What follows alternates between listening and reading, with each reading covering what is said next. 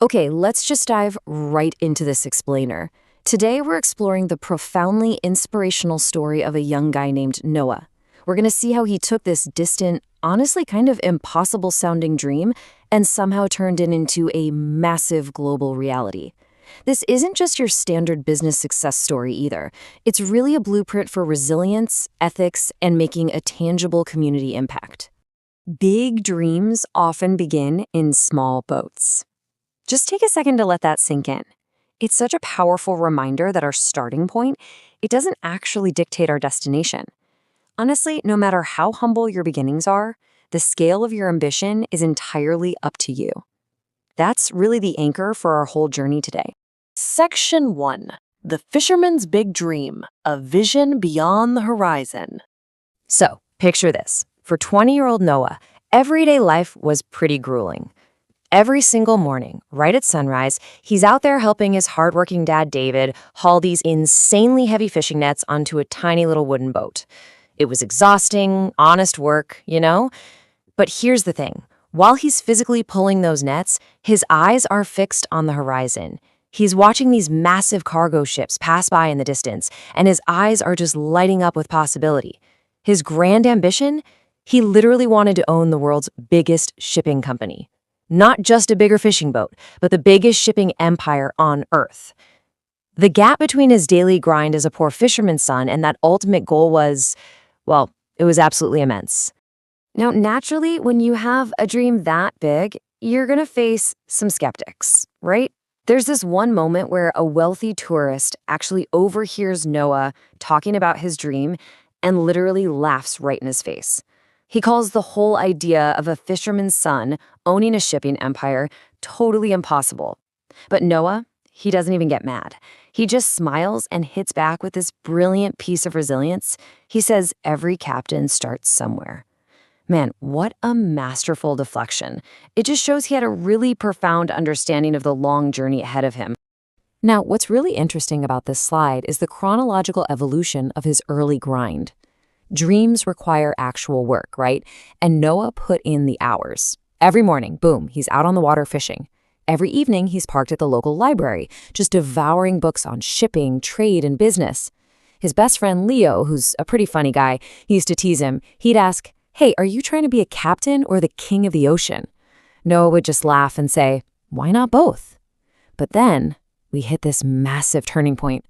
One afternoon near the harbor, Noah and Leo stumble across a lost suitcase, and inside, it's stuffed with money and some highly important documents. Which brings us to our next chapter. Honesty creates new opportunities, the ultimate ethics test. So for Noah's pragmatic friend Leo, finding a suitcase packed with cash was a huge temptation. I mean, it's a shortcut to wealth, right? Nobody saw them pick it up. But Noah's foundational values kick in instantly, no hesitation. He tracks down the owner and returns the whole thing completely intact. And get this, the owner turns out to be Captain Emma, who is this highly respected ship captain. She is so deeply moved by his integrity that she just smiles and tells him, a trustworthy person can lead any ship. And by passing this ultimate ethics test, Noah gets way more than just a pat on the back. Captain Emma actually offers him a life-changing apprenticeship on her real cargo ships. Under Captain Emma's wing, Noah gets this incredibly comprehensive education in the maritime business. His future success, it wasn't an accident at all. It was built on 4 key pillars. First up, navigation, literally understanding how to chart a course. Second is managing cargo, so the physical logistics of moving products. Third is international trade, really grasping the global market. And finally, business leadership. Because as Captain Emma taught him, a ship reaches its destination because of the captain, but a company succeeds because of its value. Section 3. Weathering the corporate storm. Principles over profit. Okay, so Noah eventually enters the real cutthroat business world, and he immediately faces this central ethical conflict. There's this greedy businessman, Mr. Black, who offers Noah a massive, super tempting shortcut. We're talking illegal shipping deals that would guarantee millions of dollars, like very quickly.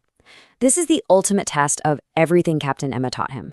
But Noah, He powerfully rejects the offer. He looks right at an angry Mr. Black and says, "I'd rather build a business that lasts forever." He chose a long-term legacy over short-term corrupt gains. Just an incredible moment. And wow, does that patience ever pay off? After years of meticulous saving, Noah hits a massive milestone. He buys his very first small cargo boat. And of course, he brings his loyal buddy Leo on board as the assistant captain. Actually, I absolutely love this little detail from the source text. Leo is so incredibly pumped up that he accidentally blows the ship's horn like every 5 minutes. You've got all the nearby fishermen waving back, everyone's laughing.